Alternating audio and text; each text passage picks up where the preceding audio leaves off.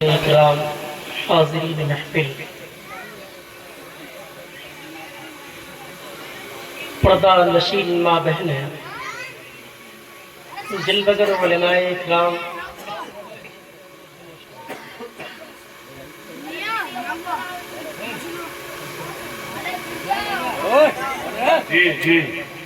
جہاں تک آواز جا رہی ہے وہاں تک اہل اسلام، سب کو السلام علیکم ورحمۃ اللہ وبرکاتہ۔ وعلیکم السلام ورحمۃ اللہ تعالی وبرکاتہ۔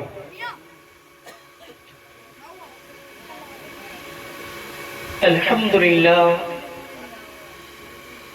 الحمدللہ علی ما خلق الانسان وانتقى له اللسان بے شک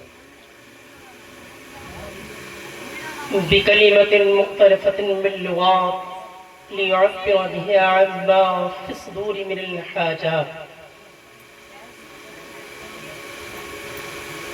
في مجاري الأمور والعادات، والصلاة والسلام على رسوله محمد سيد البشر المخصوص بطيب النشر، وعلى آله وأصحابه دعاة الإسلام وهداة الإسلام۔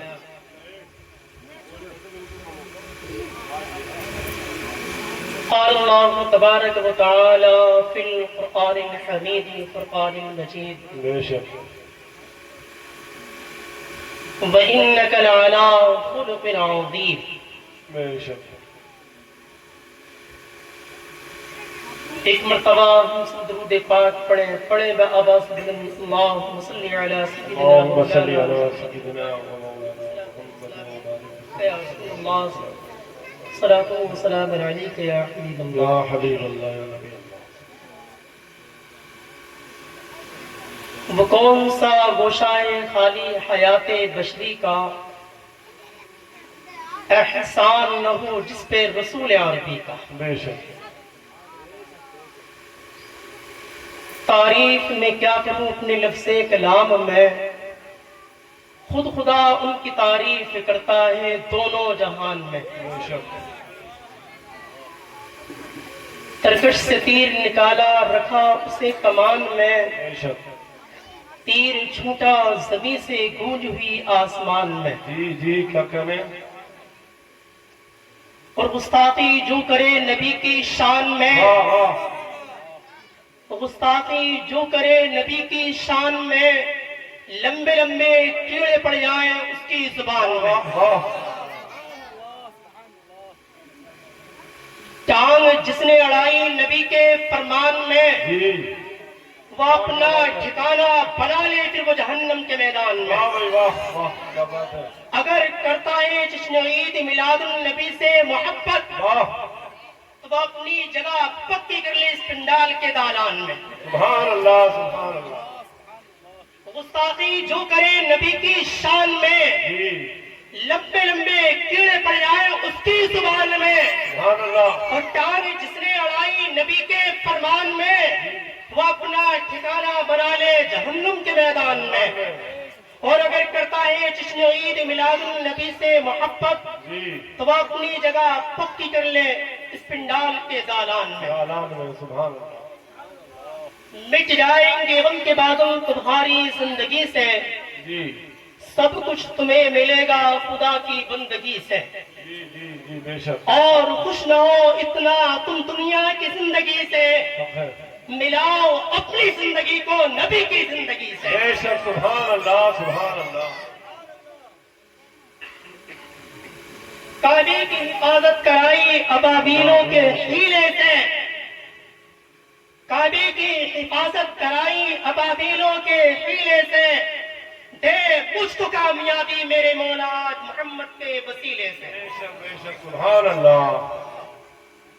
آپ کو یہ پروگرام مولانا طیب رضا اور خصوصی مہمان ان کا بھرپور آپ کو خطاب سننا ہے۔ جی آپ کی مسجد میں جو اس وقت امام صاحب ہیں، ان کے پر اسرار کہنے کی وجہ سے میں طبیعت خراب کے اندر آنا ہوا۔ خاص کر اللہ جل شانہ و عظم نوالہ سے دعا ہے کہ مولا کریم اس محفل پاک کو اپنی بارگاہ میں قبول فرمائے، آمین۔ اور مرسین اور ہندوستان کے غیور مسلمانوں کی اس محبت کو مولا کریم قبول فرمائے. آمین آمین. اللہ جل شانہ عظم نوالہ اپنے قرآن مقدس کے اندر ارشاد فرماتا ہے وَإِنَّكَ لَعَلَىٰ خُلُقٍ عَظِيمٍ.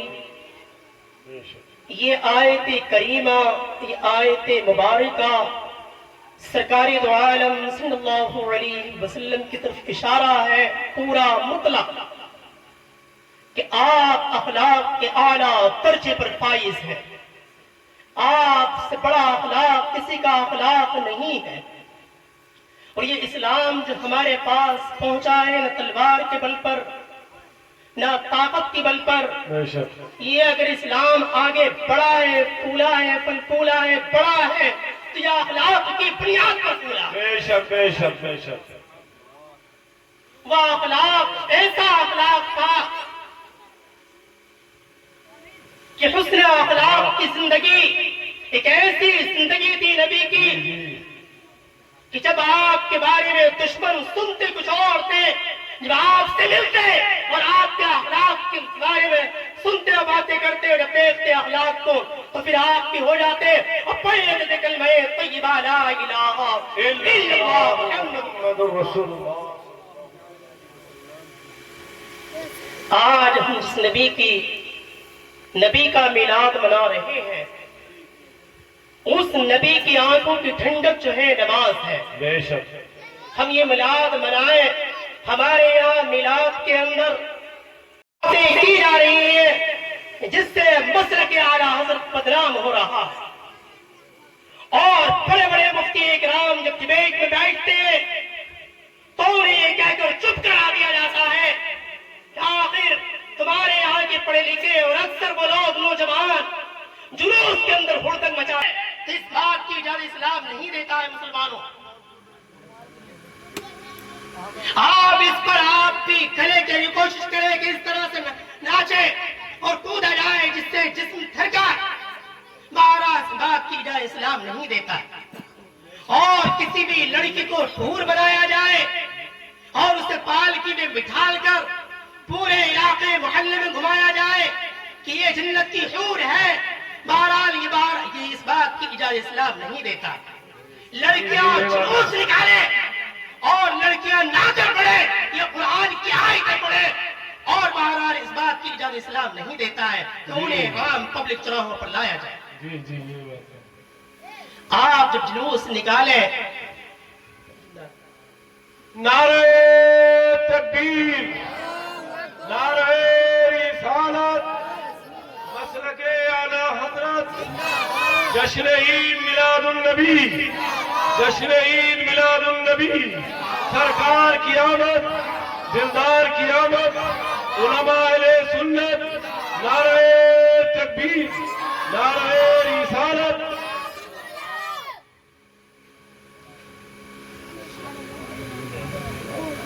ایک مرتبہ درود پاک پڑھے بابا صلی اللہ صلی علیہ صلی اللہ تعالی علیہ وسلم. تو کسی بھی لڑکی کو حور بنایا جائے اس بات کی اجازت اسلام نہیں دیتا. یا اس کے علاوہ ہڑدنگ مچایا جائے جلوس کے اندر اس بات کی اجازت اسلام نہیں دیتا ہے. اور فرض کو ادا نہ کیا جائے، صرف مستحب پر عمل کیا جائے تو اس بات کی اجازت اسلام نہیں دیتا ہے. اس لیے ہمیں چاہیے کہ سب سے پہلے ہم فرض کو بھی ادا کریں، مستحب کو بھی ادا کریں. اور یاد رکھیں وہ لوگ جو جلوس یہ آمد رسول پر، یہ جشن عید میلاد النبی کے موقع پر بہرحال آگے اور بھونے چڑھائے، یہ ناکے چڑھائے، یہ اپنا چہرہ بہرحال اس طرح بنانے سے حاسدوں کا چہرہ ہے کہ یہ جائز نہیں ہے، یہ بدعت ہے. تو بولو ہم بھی یاد رکھنا خبردار، آمد رسول وہ ہے جب سرکاری دو عالم صلی اللہ علیہ وسلم پیدا ہوئے تو سرزمین مکہ کے اندر تمام لوگ کفار تھے. صرف آپ کی والدہ، آپ کے دادا حضرت عبد المطلب موحد تھے. اور آپ کے بارے میں علماء اہل سنت کا قول ہے کہ آپ اپنی جگہ ایک اللہ کی عبادت کرنے والے تھے. بے شک بے شک. جب باری آئی یہ صرف جانے کی، مدینے جانے کی، غار ثور کا واقعہ آیا تو اس وقت آپ پوچھئے کہ کون ایسا شخص تھا جو مدینے سے نکل کر نبی پاک صلی اللہ علیہ وسلم کی خوشیاں منانے کے لیے، استقبال کے لیے بہرحال مدینے کے باہر کون سا ایسا شخص ہے جو نہیں پہنچا تھا؟ اور بتایا گیا کہ لڑکیوں نے ڈھپلیاں بجائی اور خوشیاں منائی، چھتوں پر پہنچے، وہ خوشیاں کو منا رہے ہیں، مگر خوشیاں مناتے وقت ہمیں احتیاط یہ کرنا ہے کہ شریعت جس بات کی اجازت نہیں دیتی وہ کام نہیں کرنا ہے۔ آج اگر ہم نے اس کام کو رائز کر دیا، ایجاد کر دیا، اس کی بنیاد ڈال دی، تو یا ربنان قریب امام اللہ یہ کہتے ہوئے آئے گی کہ بہرحال ہمارے باپ دادا کے زمانے سے ہو رہا ہے، ہم تو ایسے ہی کریں گے۔ ہمیں یہ چاہیے، ہمارے پر ذمہ داری ہے کہ ہم جب جلوس نکالیں تو ایک اتفاق یہ ہوتا ہے کہ علماء کی سننے کے لیے تیار نہیں ہے۔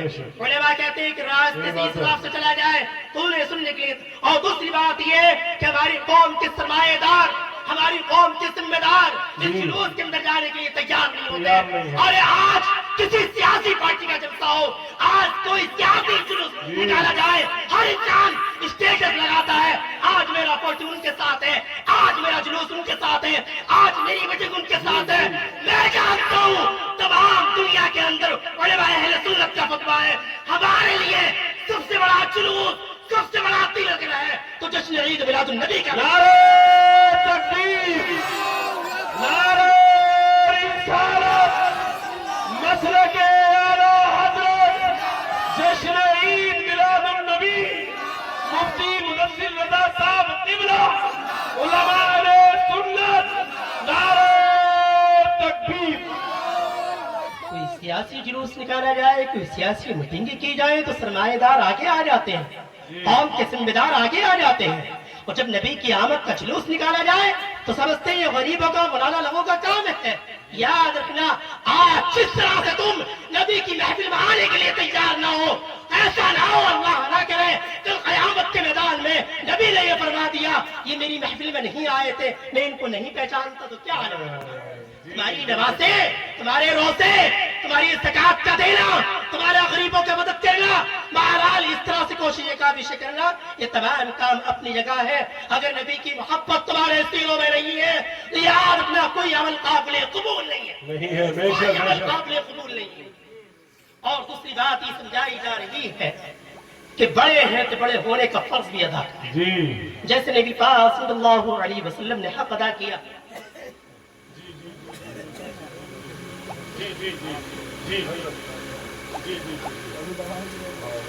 نبی پاک صلی اللہ علیہ وسلم جب آپ نے نبوت کا اعلان نہیں کیا، ہمارا عقیدہ ہے کہ آپ پیدائشی نبی ہیں، جی اور ہمارا عقیدہ یہ ہے کہ آپ کے بارے میں نبی پاک صلی اللہ علیہ وسلم نے جب سرزمین مکہ کے اندر دیکھا کہ 4 قبیلے والے آپس میں لڑ رہے ہیں اور یہ کوشش و کاوش کر رہے ہیں کہ ہمارا قبیلہ سب سے بڑا ہے، ہماری پارٹی سب سے بڑی ہے، ہماری بات چلے گی، کعبے کا غلاف ہم چڑھائیں گے۔ نبی پاک صلی اللہ علیہ وسلم نے دیکھا تو آپ نے وہ تدبیر اختیار کی، آپ نے فرمایا کل صبح جو فجر میں سب سے پہلے آئے گا اس کی رائے، اس کا مشورہ، اس کا فیصلہ مانا جائے۔ مگر اللہ کا کرنا تھا کل صبح جب فجر آئی تو آپ سب سے پہلے تشریف لے آئے۔ لوگوں نے یہ سمجھا کہ بہرحال یہ بڑے ہیں، امین اور صادق ہیں، یعنی نبوت کے اعلان سے پہلے بھی مکی کے کفار یہ کہتے تھے بہرحال نبی پاک صلی اللہ علیہ وسلم امین اور صادق اور سچے۔ جب دیکھا کہ آپ نے فرمایا، آپ نے 4 قبیل والوں سے فرمایا تھا کہ بہرحال جو تم میں سے بڑا شخص ہو تو تمہارے لیے سب سے بڑا اسے آگے لایا جائے، اور 4 قبیلے والے آگے آ گئے۔ آپ نے 4 قبیلے والوں کی یہ تدبیر نکالی کہ آپ نے 4 قبیلے والوں کو کعبے کے 4 پلو یعنی 4 کونے پکڑوا دیے، اور آپ نے فرمایا کہ آپ کعبے کے غلاف کو چڑھا لیں۔ معلوم ہوا جو بڑا ہوتا ہے وہ ایک ایسی تدبیر نکال کر لے کر جاتا ہے کہ بہرحال اختلاف بھی دور ہو جاتے ہیں اور کام بھی اچھا ہو جاتا ہے۔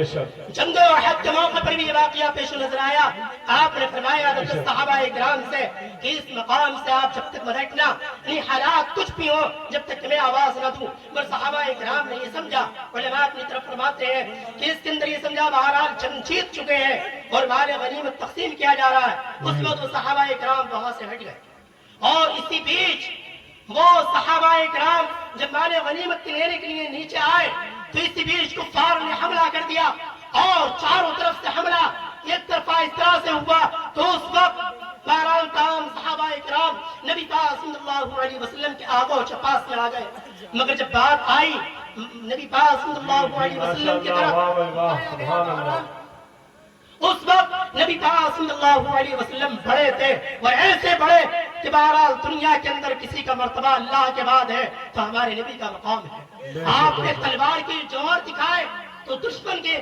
اسلام کے چھکے چھڑا دیے، اور تمام صحابہ کرام نے دیکھا کہ محمد نے مجلبہ دکھایا کہ بہرحال کفار کے پسیلے پیچھے کر دیے اور بتا دیا کہ بہرحال جو بڑا ہوتا ہے وہ بڑا ہی مانا جاتا ہے۔ اس لیے اللہ پاک سے دعا ہے کہ پاک پروردگار عالم جب بھی ہم جلوس نکالے تو شریعت مطہرہ کا احتیاط اور اس کے خلاف ورزی نہ ہو، اور یہ بھی کوشش کاوش کریں کہ کہاں سے جائز ہے آپ قرآن و حدیث سے دکھائے، تو یاد رکھنا کہ جس کا بہرحال قرآن و حدیث کے اندر وہ ذکر نہیں ہے تو بہرحال یہی قاعدہ کلیہ بتانا کہ اس کے ناجائز ہونے کی دلیل دکھا، بے شک بے اس شک، کے عدم معدوم ہونے کی دلیل دکھا، اس کے ناجائز ہونے کی دلیل دکھا۔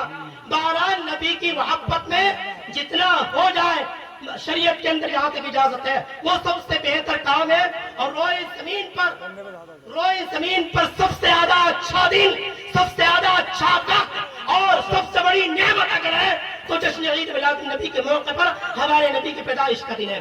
اللہ پاک سے دعا ہے کہ پاک پروردگار عالم ہم سب کو اس مہینے کے اندر اور اس دن کے اندر مولا کریم نبی پاک صلی اللہ علیہ وسلم کا جلوس جب بھی نکالے پاک پروردگار عالم شریعت کے دائرے میں رہتے ہوئے نکالے، اور مولا کریم ہماری اس محفل پاک کو اپنی بارگاہ میں قبول فرمائے۔ میرے کہنے سننے میں کوئی بہرحال اغلاط ہو گئے ہو غلطیاں، مولا کریم مجھے بھی معاف فرمائے۔ پڑھ لیجیے کلمہ طیبہ لا الہ الا اللہ محمد رسول اللہ استغفر اللہ ربی من کل ذنب واتوب الیہ۔